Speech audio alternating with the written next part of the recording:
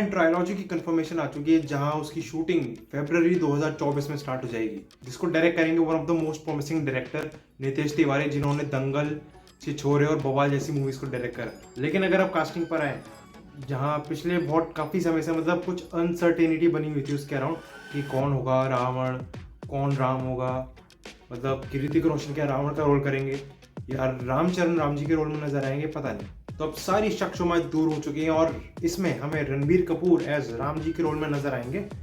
मतलब रणबीर कपूर राम जी के रोल में कितने सूट होंगे या नहीं होंगे, आई हैव माई डाउट्स।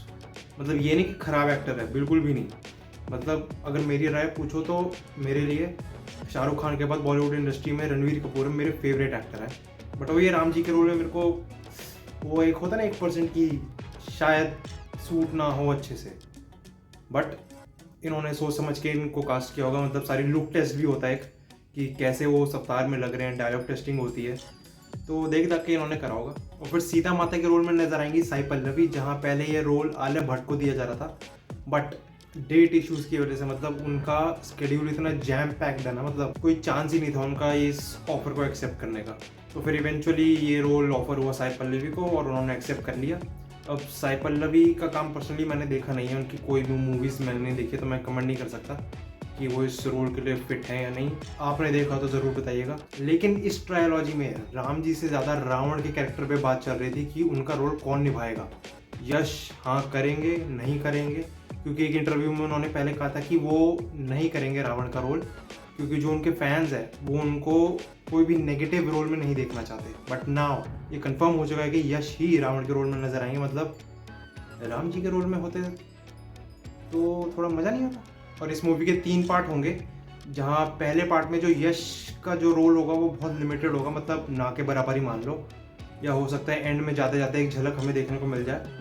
और मतलब पूरा जो ये पहला पार्ट होगा वो सीता माता और राम जी पे फोकस करेगा, शायद उनकी अर्ली लाइफ पे, वो कैसे मिले, शादी कैसे हुई और कैसे वो पूरा षड्यंत्र कहते हैं ना, प्लान रचा गया है राम जी को वनवास भेजने का। तो हो सकता है वो सब दिखाएं। बस अब डर इस बात का है कि इस मूवी का हाल आदिपुर जैसा ना हो जाए। मतलब उसका जो VFX था, ओहो क्या ही था।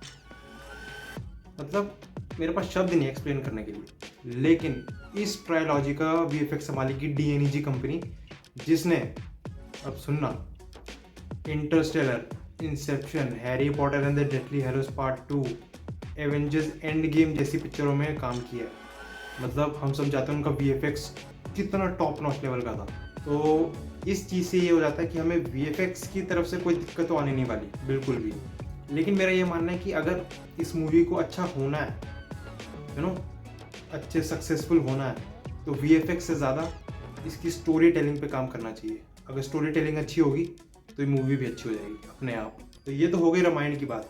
अब अगली अपडेट पे चलें तो सलार और डंकी की क्लैश की वजह से जो दूसरी मूवीज़ उस महीने रिलीज़ होने वाली थी, उन्होंने अपनी डेट को प्रीपोन कर लिया है। जिसमें पहली मूवी है योद्धा, जिसमें सिद्धार्थ मल्होत्रा, दिशा पाटनी और राशि खन्ना हमें नजर आएंगे, जो इनिशियली 15 दिसंबर को रिलीज़ होने वाली थी, जिस दिन कटरीना कैफ और विजय सेतुपति की फिल्म मेरी क्रिसमस भी रिलीज़ होनी थी।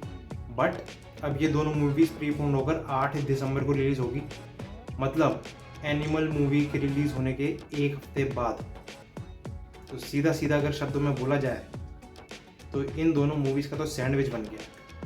मतलब इनको तो पेल दिया गया है। मतलब इस सिचुएशन में वो कहावत फिट बैठती है कि मतलब एक तरफ कुआं तो दूसरी तरफ खाई, कहाँ जाओगे। और हाँ, ये सुनते जाओ, टाइगर 3 का ट्रेलर 16 अक्टूबर को आ रहा है और सलार का ट्रेलर 23 अक्टूबर को, जिस दिन प्रभास जी का जन्मदिन है। मतलब अब तो ये प्रथा बन गई है, जिस दिन मतलब एक्टर का जन्मदिन हो उसी दिन उसकी मूवी का ट्रेलर रिलीज कर दो। बढ़िया है। तो मेरा काम हो गया, मैं निकलता हूँ, बाय।